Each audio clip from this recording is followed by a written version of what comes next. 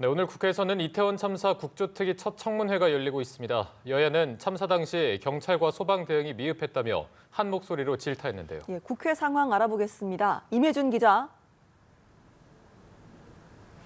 네, 청문회에는 윤희근 경찰청장과 김광호 서울경찰청장 그리고 이임재 전 용산서장 등이 증인으로 출석했습니다.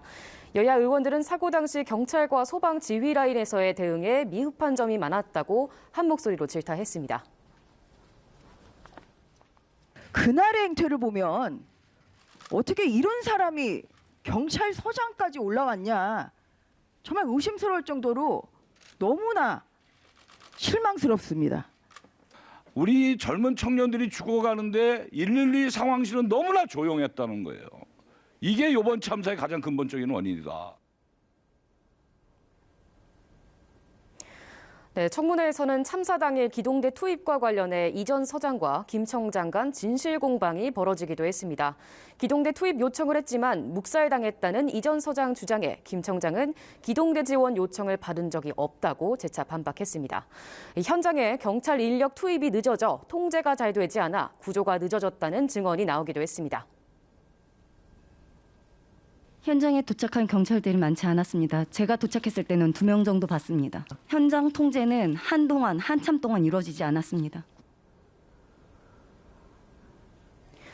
네, 오늘 1차에 이어 모레는 2차 청문회도 예정돼 있는데요. 야당은 국조기간을 연장해 3차 청문회까지 열어야 한다고 주장합니다. 다만 여당은 보고서 채택 등을 위한 국조특위 연장은 고려해 볼 수 있지만 3차 청문회를 위한 연장은 동의할 수 없다는 입장입니다. 박홍근 민주당 원내대표는 라디오 인터뷰에서 이상민 행안부 장관이 스스로 해임하지 않는다면 탄핵으로 갈 수밖에 없다고 밝혔는데요. 청문회에서도 야당은 이 장관 경질 필요성을 재차 강조했습니다.